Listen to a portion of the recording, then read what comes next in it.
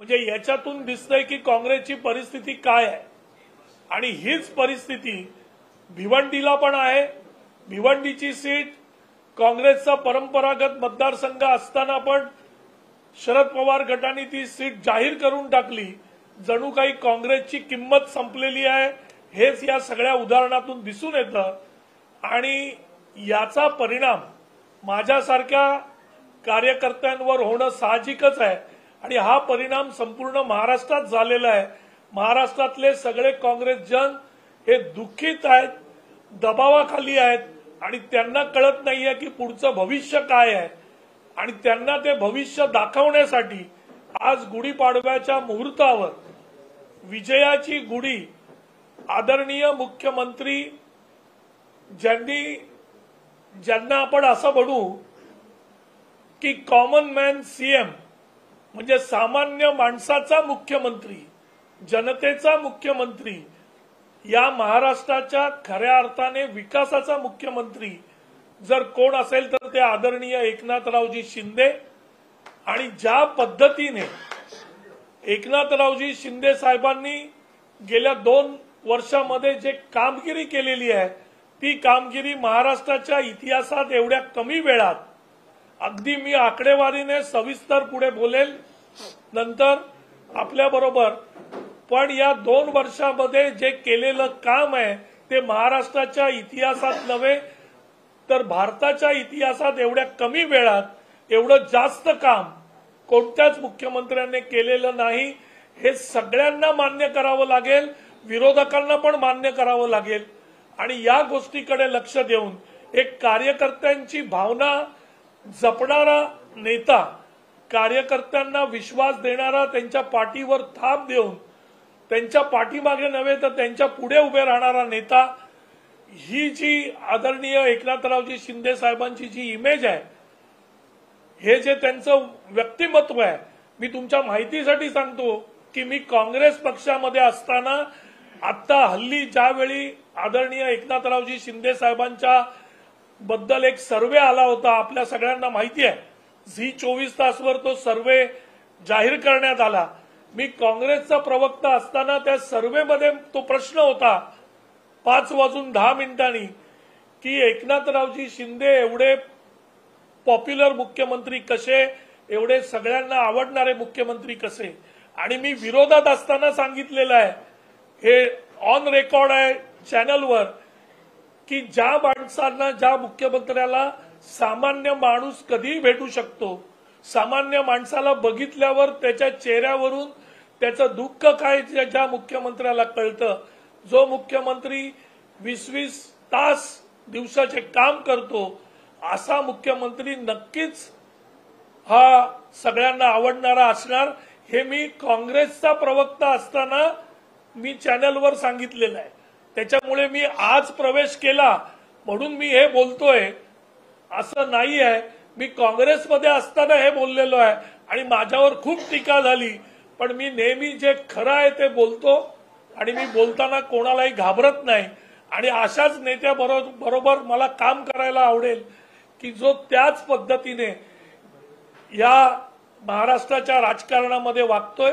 आणि मी माझं भाग्य समजतो की मला एकनाथरावजी शिंदे साहेबांनी ही संधी दिली आणि महाराष्ट्राच्या विकासासाठी, कार्यकर्त्यांच्या उद्धारासाठी आणि संपूर्ण महाराष्ट्रात जे छत्रपती शिवरायांचं जे स्वप्न होतं ते खऱ्या अर्थाने साकार करण्यासाठी आदरणीय एकनाथरावजी शिंदे साहेबांबरोबर मी जाण्याचं ठरवलेलं आहे। आणि मी आपल्या माहितीसाठी सांगतो की माझ्या संपर्कात काँग्रेस पक्षातील, इवन उद्धव बाळासाहेब ठाकरे पक्षातील हजारो कार्यकर्ते आहेत की जे अशा पद्धतीने या संपूर्ण राजकारणाचा उभं आलेला आहे आणि त्यांना नेता नाही आहे, कारण हे सगळे नेते एअर कंडिशन मधले नेते आहेत, पण जनतेमधला नेता, रस्त्यावर उतरून काम करणारा नेता जर कोण असेल तर अशा नेत्याची गरज या महाराष्ट्राला आहे आणि तो नेता एकनाथरावजी शिंदे आहेत। आणि म्हणून मी आज एकनाथरावजी शिंदे यांच्या नेतृत्वाखाली, या आदर्श मुख्यमंत्र्याच्या नेतृत्वाखाली मी आज शिवसेनेमध्ये प्रवेश केलेला आहे। जय हिंद, जय महाराष्ट्र, जय भीम.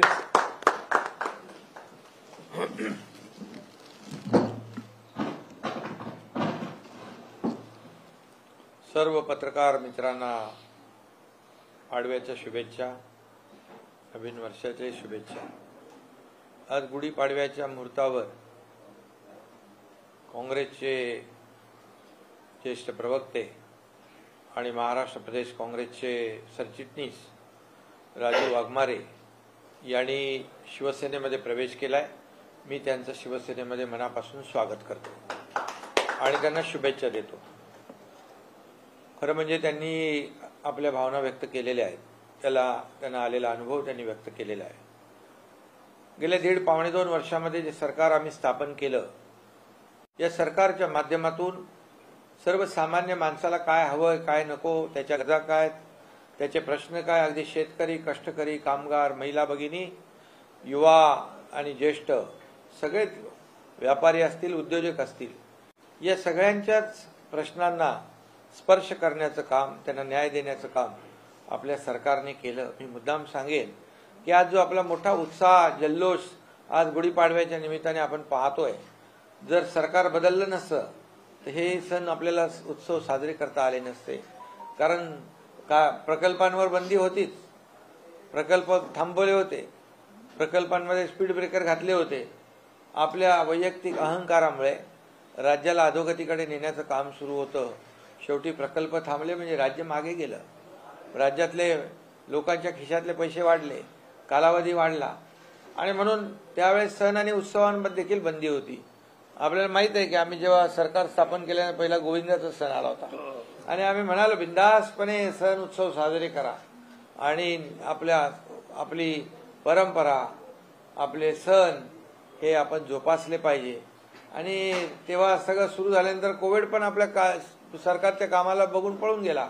नाही तर कोविड करत राहिले असते तर जपानमध्ये कोविड आला आणि अमेरिकेत कोविड पेशंट वाढले, त्याचा डायरेक्ट परिणाम महाराष्ट्रात व्हायचा.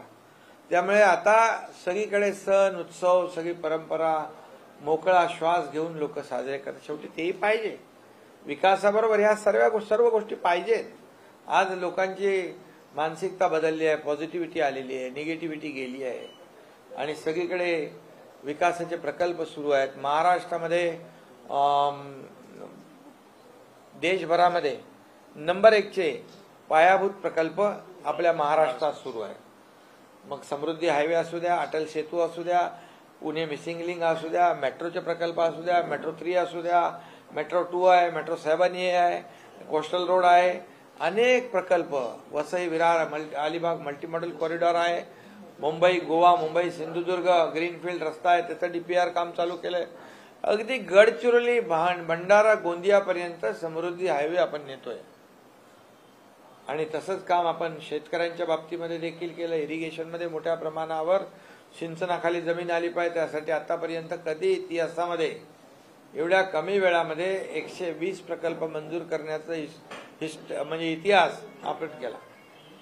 त्यामुळे आज सरकार हे सर्वसामान्यांचं, आपले राजू वाघमारेजी म्हणाले की हे सरकार सर्वसामान्यांचं आहे, हा कॉमन मॅनचा CM आहे, ही वस्तुस्थिती आहे. आणि त्याची अनुभूती आणि प्रचिती मी जिकडे जिकडे जातो तिकडे मला येते.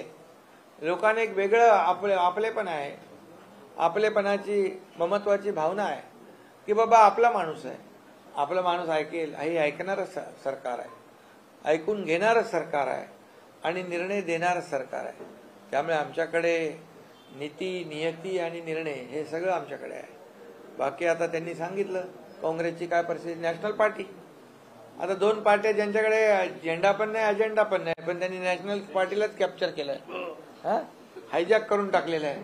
आता नॅशनल पार्टीचं काय होणार. म्हणून आता वाघमारेजी आपल्या पुढचं जे काय प्रत्येकाला भवितव्य तर लागतं, मेहनत करतात. किती 35 वर्ष काम केलं तुम्ही, 30-35 वर्ष काँग्रेसची प्रामाणिक सेवा केली. काँग्रेसमध्ये प्रवक्ते पण त्यांचं सगळं मी बघतो का डिबेटमध्ये चर्चा मुद्देसूद असते, त्यांची एव्हिडन्स सकट असते आणि सरचिटणीस म्हणून देखील काम त्यांनी चांगलं केलं. आणि एक चांगला कार्यकर्ता, चांगलं आपलं सरकारचं काम आणि मुख्यमंत्र्याचं काम पाहून आज आमच्यासोबत त्यांनी येण्याचं ठरवलंय, निर्णय घेतलाय. त्याबद्दल खरं म्हणजे त्यांच्या अनुभवाचा जो फायदा आहे नक्की आपल्या शिवसेनेला होईल, कारण शिवसेनेमध्ये देखील अनेक लोक गेल्या 1.5-2 वर्षामध्ये लोकप्रतिनिधी असतील, संघटनेचे आमचे पदाधिकारी असतील, शिवसैनिक असतील, लाखोंच्या संख्येने रोज येत आहेत. तुम्ही दररोज आपण पाहताय. मुंबईमधलेच उबाठाचे 48 नगरसेवक शिवसेनेमध्ये सामील झालेले आहेत. आणखी इतर पक्षाचे जवळपास 60 लोक शिवसेनेमध्ये मुंबईतले आले, सिटिंग कॉर्पोरेटर, आणि इतर महापालिका, इतर जिल्हा परिषदा, हे सगळं सुरू आहे. याचं कारण एवढंच आहे की त्यांना एक विश्वास आहे की हे काम करणारे लोक आहेत, घरी बसणारे लोक नाहीत. घरी बसून फक्त टीका, शिवाशाप, फेसबुक लाईव्ह काय हे सगळं आमच्याकडे नाही. आमचं आपलं डायरेक्ट जे काय असेल ते डायरेक्ट आहे, जनतेत लाईव्ह, आणि जनतेतलं लाईव्ह आम्ही काम करतो. आम्ही जनतेतले लाईव्ह आहेत, ते फेसबुक लाईव्ह आहेत. ठीक आहे. त्यामुळे एक फरक लोकांना कळतो. लोकांना काय पाहिजे? लोकांना काम पाहिजे, लोकांना विकास पाहिजे, आणि विकासाच्या मुद्द्यावरच आम्ही काम करतोय. मोदी साहेब देखील केंद्रातून आम्हाला मदत करतात. डबल इंजिनचं सरकार, फास्ट आमचे निर्णय होत आहेत. अहंकारामुळे कधीही कोणी आपल्या राज्य सरकारने केंद्राकडे कधी मदत मागितली नाही का? काय आपला कमीपणा होणार आहे? आज आम्ही जातो, प्रस्ताव ठेवतो, प्रस्ताव मंजूर करतात. वंदे भारत ट्रेन किती दिल्या? रेल्वेसाठी खूप मोठ्या प्रमाणात 35,000 कोटीची तरतूद केली. शेतकऱ्यांसाठी तरतूद केली. मराठवाडा वॉटर ग्रीड जे आहे ते यांनी भासणात बुंडाळून टाकलं. जलयुक्त शिवार योजना जी चांगली लोकांसाठी, शेतकऱ्यांसाठी होती, ती बंद केली का? द्वेषापोटी, आकसापोटी. तुम्ही कुणाचं नुकसान करताय? शेतकऱ्यांचं, राज्याचं. आणि म्हणून आम्ही ते सगळं सुरू केलेलं आहे. महिलांसाठी आम्ही आज किती योजना केल्या. महिला बचत गटाला डबल केलं, रिव्हॉल्विंग फंड केला, सीआरपीचं मानधन वाढवलं, लेक लाडकी सक्षमीकरण केलं, 1 लाख लाडकी लखपती योजना केली, महिलांना 50% एसटी मध्ये सवलत दिली, ज्येष्ठांबद्दल अनेक निर्णय घेतले, आणि महिला बचत गट सक्षम करून त्यांना स्वतःच्या पायावर उभं करून आज मोठ्या प्रमाणावर महिलांची ताकद आणि त्यांना प्राधान्य जसं केंद्र सरकारने दिले तसं राज्य सरकार देखील त्यांच्या मागे उभं राहील. आणि त्यामुळे या सर्व योजना शासन आपल्या दारी. आता आम्ही आरोग्य आपल्या दारी करतोय. बाळासाहेब ठाकरे आपला दवाखाना 700 ठिकाणी आपण केलाय, मुंबईत 250 ठिकाणी केलाय, ठाण्यात जवळपास आम्ही 100 ठिकाणी केलाय, आणि संपूर्ण महाराष्ट्रामध्ये त्याचं आम्ही व्याप्ती वाढवतोय.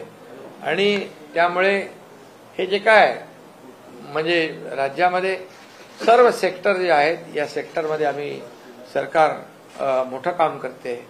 आणि म्हणून राजू वाघमारेजी, आपण आज एक चांगला निर्णय घेतलाय.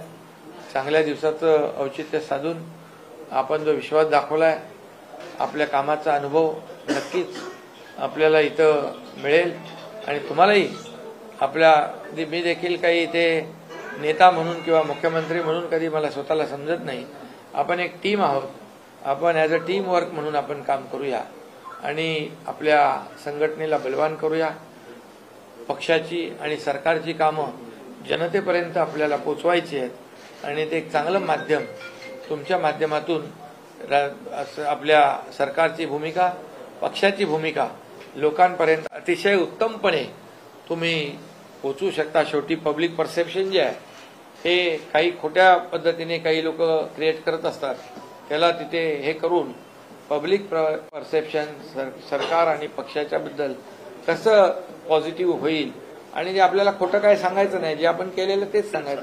काही लोक खोटं नॅरेटिव्ह सेट करत असतात, त्याला बरोबर तिथे छेद देण्याचं काम तुम्ही कराल, कारण तुमच्याकडे अनुभव आहे आणि नक्की याचा फायदा होईल.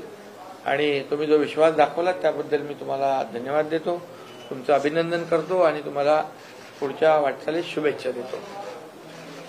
धन्यवाद. वर्षावर राजकीय बैठकामध्ये त्या संदर्भात तक्रार केली, त्या प्रकरणी निवडणूक आयोगानं एक नोटीस बजावलेली आहे. कशा प्रकारे बघताय? वर्षा हे मुख्यमंत्र्याचं निवासस्थान आहे, आणि निवासस्थानामध्ये आमचे पदाधिकारी, आमचे नेते, आमदार वगैरे भेटायला येत असतात. त्यामुळे भेटणं निवासस्थानी येऊन मला वाटत नाही काही त्याच्यात अयोग्य आहे. महाविकास आघाडीची बैठक झाली आणि पत्रकार परिषद होते आहे. अनेक जागी त्यांचा तिढा आपल्याला पाहायला मिळतो आहे. कशा प्रकारे बघता आहे महाविकास आघाडीची सध्याची स्थिती आणि महाविकास आघाडीची सध्याची होणारी वाटचाल किंवा मग काँग्रेसची होणारी जी स्थिती फरफट मगाशी म्हणाले राजीव वाघमारे, तिढा काय तिकडे तिकडम तिकडम बिगडम आहे सगळं. तीन तिगाडी काम बिगाडी आणि कोणाचं पायपूस नाही, गळ्यात गळ्या आणि तंगड्यात तंगड्या अडकवून काम करतायत. त्यामुळे तिथे काय सांगणार मी. एका नॅशनल पार्टीची अवस्था आज अशी केलेली आहे की विचारता सोय नाही. त्यामुळे हा त्यांचा अंतर्गत प्रश्न आहे, त्याच्यात मला पडायचं नाही. परंतु मी एवढंच सांगतो की ज्यांनी आमच्यावर टीका करण्यापेक्षा महायुतीच्या घरात डोकवण्यापेक्षा स्वतःच्या घरात डोकं पाहावं, आपलं काय जळतंय ते बघावं, आत्मचिंतन करावं, आत्मपरीक्षण करावं आणि मग दुसऱ्याच्या मग उठाठेवी कराव्या. साहब, महायुति में भी अभी कई थाने सहित कई सीटों पर पेच फंसा हुआ है.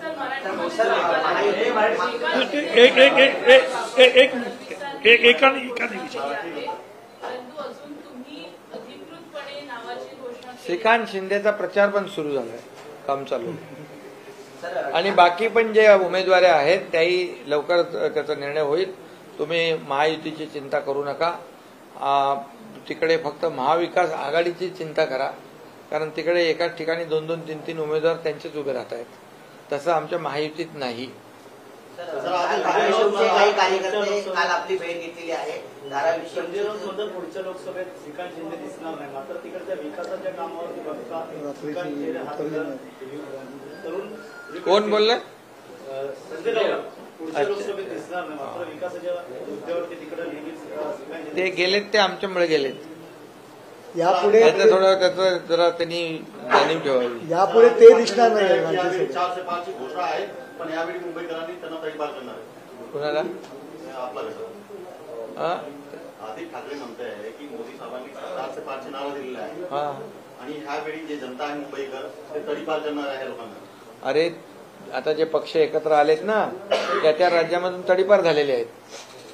तडीपार झालेले लोक दुसऱ्याला कसं तडीपार करणार? आपल्याला माहित आहे ना. त्या राज्यामधून झालेले तडीपार एकत्र आलेत. आता त्यांच्याकडे मोदीजींना तडीपार करण्याची तेवढी अधिकार आहे का? त्यांच्याकडे तेवढी ताकद आहे का? एक तरी त्यांचा पीएम म्हणजे प्रधानमंत्री पदाचा उमेदवार तरी ठरवू शकलेत का ते? त्यांच्याकडे नीती ना, नियत ना, निर्णय काही नाही. त्यांचं मी कालही म्हणालो, त्यांचं एकच आहे, कट, कमिशन आणि करप्शन. दुसरं काय? 50-60 वर्ष त्यांना जाहीरनामा जो दिला, तो जाहीरनामा देण्याचा त्यांना अधिकारच नाही. 50-60 वर्षाचा पहिला हिशोब दिला पाहिजे की आम्ही काय केलं. आणि 10 वर्षाचा हिशोब मोदीजींकडून मागितला तर मोदीजी ताबडतोब समोर ठेवतील. कारण 10 वर्षामध्ये जे 50-60 वर्षात केलं नाही ते 10 वर्षामध्ये केलं, हे जनतेच्या समोर आहे. आणि म्हणून जनतेने ठरवलंय, गॅरंटी घेतली मोदीजींना तिसऱ्यांदा प्रधानमंत्री बनवायचं. तर ना त्यांच्याकडे कुठला झेंडा ना अजेंडा. आता इकडे अजेंडा आहे देशाच्या विकासाचा, देशाच्या प्रगतीचा. इकडे 24 तास काम करणारा माणूस आहे, पूर्ण जीवन समर्पित देशाला केलेला नेता आहे. दुसरीकडे थोडं गरमी लागली की परदेशामध्ये थंडगार हवा खाणारे नेते इकडे आहेत. त्यांच्याकडून काय अपेक्षा करायची? त्यामुळे तुम्हाला एवढंच सांगतो की जे आज ज्या पद्धतीने आरोप करतायत, हे आरोप 2014ला पण त्यांनी केले. तेव्हाही त्यांची परिस्थिती जनतेने कशी केली माहीत आहे. 2019ला पण त्याहून जास्त आरोप केले.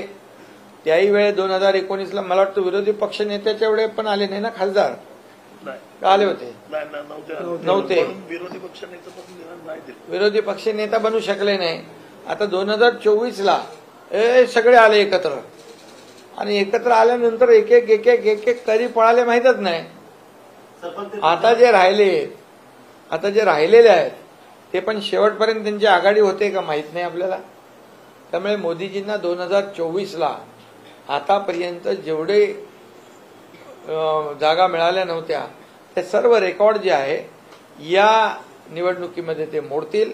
आणि म्हणून त्यांनी विश्वासाने 400 अब की बार 400 पार हा नारा दिलेला आहे. काल मी पाहिलं चंद्रपूरला मोदी साहेबांची सभा झाली. एकदम असे लोक पूर्णपणे सभेमध्ये हजारो लाखो लोक आणि 10-10, 15-15 किलोमीटरपर्यंत गाड्यांच्या रांगा होत्या. हे जरा महाविकास आघाडीने पाहावं आणि मग तडीपारीची भाषा करावी. सर ते सांगत आहे की मिंदे गट जे आहेत मिंदे गटला जनता यावर तडीपार करणार आहे. अरे मी मगाशीच सांगितलं ना, तडीपार लोक तडीपार कसं काय करू शकतात? जी तडीपार जनतेने ज्यांना तडीपार केलंय. गुन्हे दाखल होतात ते तडीपार होतात, त्यांच्यावर ऑलरेडी गुन्हे आणि दाखल झाले. दुसरी गोष्ट, सत्तेसाठी आणि मुख्यमंत्री पदासाठी मिंदेपणा कोणी केला 2019ला? म्हणजे आयडिओलॉजी शिवसेना भाजप पार्टीचं गठबंधन होतं, गठबंधन सरकार बनायला पाहिजे होतं, पण खुर्ची आणि सत्तेसाठी हे सगळं आपले विचार, बाळासाहेबांचे विचार बाजूला ठेवले, त्याला मुठमाती दिली आणि त्यांनी मिंदेपणा केला ना सरकार बनवण्यासाठी, मुख्यमंत्री पदासाठी. मग मिंदे कोण हे सांगा मला. बावनकुळे आणि इत्यादींच्या सभेला इतकं महत्व नाहीये. 3 शहाणे दिसतात, 3.5 शहाणे असं दिसतात, असं राहुल म्हणतात. काही जण अर्धवट शहाणे दिसतात. राहुल गांधी संजय राहुल महाराष्ट्र ते अर्धवट आहेत. हा, ते म्हणतात की महाराष्ट्र राजकारणात अर्धवट शहाणे दिसतात. कोण म्हणाला? संजय राहुल. त्याला मी उत्तर कशाला देऊ? आमचं ते नरेश मस्के हा, मी देईन तुम्हाला उत्तर. अर्ध आहे का पाव आहे ते? विधान परिषदेचे तिथे आपल्याकडे जागा आहे नाही. हा, मी तिथं वेगळं होतं. विधान परिषदेचे अंबादास दानवे असं म्हणतायत की बावनकुळे आणि इत्यादींच्या सभेला इतकं व्हॅल्यू नाहीये म्हणून मोदींची सभा घ्यावी लागते. तुम्हाला मी सांगतो वस्तुस्थिती.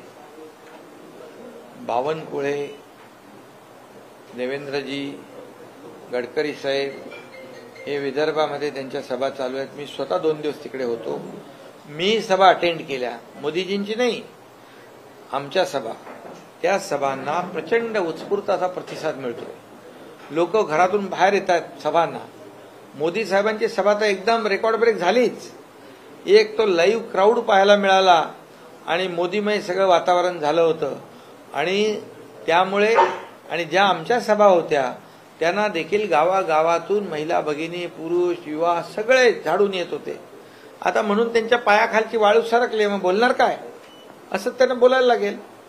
आता परत उद्या बघा सभा आणखी ती रामटेकची. सर, धाराशिवचे काही कार्यकर्ते आपल्याला भेटलेले आहेत. धाराशिवचा तिढा चला तुमचं बद्दल झालं तुमचं. चला एका ठिकाणी 1, 2, 3 किती बऱ्याच त्यांच्या जागांचा तिढा आहे. तसं महायुतीचं चित्र उर्वरित जागांचं दिसू नये म्हणून थोडं लांबलंय का? म्हणून थोडं महायुतीमध्ये बिलकुल काही ताणतणाव नाही. चित्र दिसू नये म्हणून थोडं तसं अनाउन्समेंट होणार का? हे राजकीय समीकरण आहेत. ही निवडणुकीची स्ट्रॅटेजी आहे. तुम्हाला कळेल 4 तारखेला किती महायुतीचे आले आणि किती महाविकास आघाडी कुठे गेली ते. सर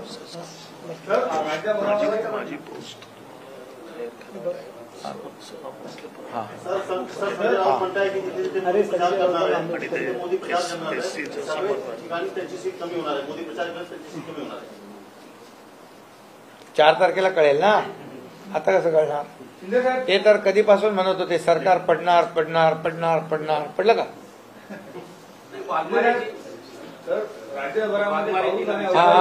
वाघमारेजी आपण सांगितलं की संजय राउत आहे, सॉरी ये अपने जो सांसद थे, पूर्व सांसद, उन्होंने टिकट मांगा और उनको बाहर का रास्ता दिखा दिया गया संजय निरुपम. इसके पहले भी पूर्व मुख्यमंत्री चौहान जी, इसके बाद अपने पूर्व सांसद जो थे उनके भी पुत्र शिवसेना में आए. तो क्या लगता है आपको, केंद्रीय नेतृत्व की कमी है या स्थानीय या स्टेट नेतृत्व में कुछ कमी है? और क्या लगता है कांग्रेस हद पार हो गई है, पुणे, कोकण और इधर से एक भी उम्मीदवार दोनों तरफ इस तरीके का माहौल है. केंद्रीय नेतृत्व में भी कमी है और महाराष्ट्र के नेतृत्व में भी बहुत सी कमी है. महाराष्ट्र में तो नाना पटोले छोड़ के कोई नेता कांग्रेस में है कि नहीं वो भी पता नहीं चल रहा है, क्योंकि कोई बात ही नहीं करता है. तो सवाल ये है कि नेतृत्व ही नहीं है. तो इसीलिए कांग्रेस पार्टी की जो अवस्था है वो किसी को किसी में तालमेल नहीं है. कार्यकर्ता नाराज है, भटक गए हैं और कार्यकर्ता बोल रहे हैं कि अभी हमारा रखवाला कौन है. और इसीलिए जैसा मैंने उदाहरण दिया कि यह शुरुआत है, आज गुड़ी पाड़वा के दिन आपको दिखाई देगा कि महाराष्ट्र के अंदर हजारों कार्यकर्ता आदरणीय एकनाथराव जी शिंदे के नेतृत्व में शिवसेना में प्रवेश करेंगे और महाराष्ट्र का चित्र इस लोकसभा में भी और विधानसभा में भी पूरी तरह से बदलता हुआ और बदला हुआ आपको नजर आएगा। सर 35 वर्ष तुम्ही काँग्रेस विचारधारेशी एकनिष्ठ होता, आता इथे आलात ती हिंदुत्वाची विचारधारा आहे, त्या दोन्ही विचारधारेशी तुम्ही कसं काय विचार? नाही, काँग्रेसमध्ये असताना हिंदुत्व नव्हतं असं आपण बोलू शकत नाही, कारण या देशातील 85% लोक हिंदू आहेत आणि हिंदू काँग्रेसमध्ये असताना हिंदुत्व आहेच ना। प्रश्न असा आहे की कोणत्या पद्धतीने तुम्ही हिंदुत्वाकडे बघता आणि हिंदुत्वासारखं सहिष्णु ही संस्कृती आहे हिंदुत्व, तर हिंदुत्वासारखी सहिष्णु संस्कृती ही दुसरी कोणतीही नाही। त्याच्यामुळेच या शाहू फुले आंबेडकरांच्या आणि छत्रपती शिवाजी महाराजांच्या आदर्शाने या भूमीमध्ये जे हिंदुत्व आहे ते सगळ्यांना बरोबर घेऊन जाणारं हिंदुत्व आहे आणि त्याचं पूर्णपणे पालन आज सगळ्या जनतेला बरोबर घेऊन जाण्याचं पालन आदरणीय एकनाथरावजी शिंदे करतायत आणि म्हणून शिवसेनेमध्ये मी प्रवेश घेतलेला। चला आता एक मिनिट धन्यवाद सगळ्यांना। आणि एक अवकाळी, हा बोला, अवकाळी पाऊस, गारपीट ज्या ज्या ठिकाणी होती आहे, किंबहुना जिथं चारा आणि पिण्याच्या पाण्याची टंचाई आहे, त्या संबंधित सर्व लोकांना मुख्य सचिवांच्या माध्यमातून, विभागीय आयुक्तांच्या माध्यमातून, जिल्हाधिकाऱ्यांच्या माध्यमातून सूचना गेलेल्या आहेत। कुठेही काही कमी पडणार नाही। चारा, पाणी, रोजगार हमीची कामं आणि नुकसान भरपाई हे सर्व पंचनामे देखील करण्याच्या सूचना दिल्या। शेतकऱ्यांच्या पाठीशी हे सरकार उभं आहे। निवडणुका तर होत राहतील, परंतु शेतकऱ्यांना वाऱ्यावर आम्ही सोडणार नाही याचा विश्वास आम्ही शेतकऱ्यांना दिलेला आहे। आता राजू वाघमारेजी आपल्या शिवसेनेत आलेले आहेत, त्यांचा प्रदीर्घ अनुभव लक्षात घेता ते आजपासून शिवसेनेचे उपनेते म्हणून काम करतील आणि ते प्रवक्ते आहेत तर ते सहमुख्य प्रवक्ते म्हणून देखील काम करतील आणि ते त्यांचा फायदा आपल्या पक्षाला होईल।